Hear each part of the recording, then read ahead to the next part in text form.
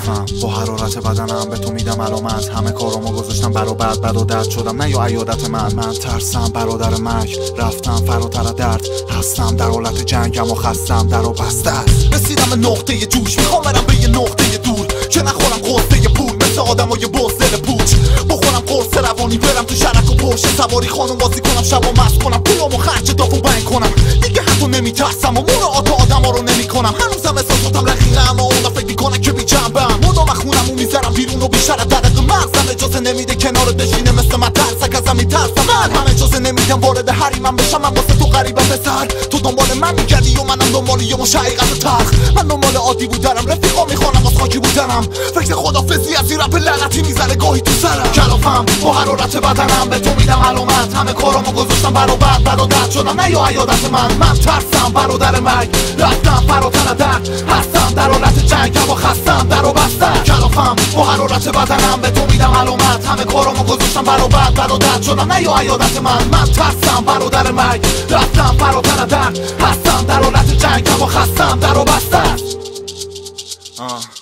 دهه 80 رفت روزای خوبم و نشمردم درد خوردم و زخم شستم سر خوردم و افسردم همه ی روزای اوج من تو وطنم حسرت بود من این روزا نمیتونم خودم و گول بزنم با چند خط بود عصبی بودن و حس میکنی وقتی میخوای با هم عکس بندازیم جلو من شروع میکنی فحش دادن و بد گفتن حرفت بازی دوست داری منو دست بندازی میخندی وقتی من امضا میدم به دوست چون که شک بنداریم برا من یه خط کش داریم هی منو آنالیز کن بعد تکو میره بالا پیش و سر تکون بده با ما میشو بودو برو پیش مامانی تو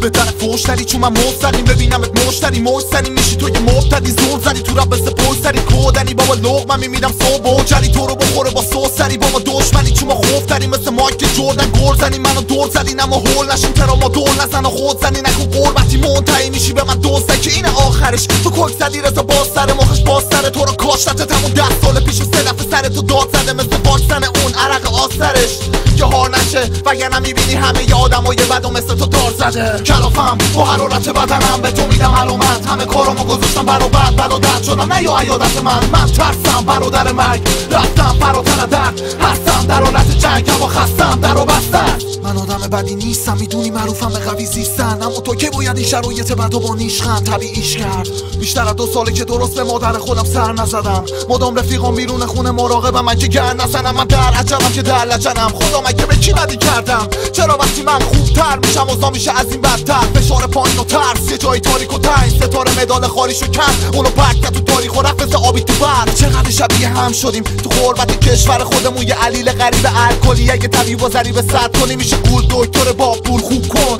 که با آمپول کنترلت میکنه میگه آروم شو برو چه آسون خوب شدم من آروم شدم آره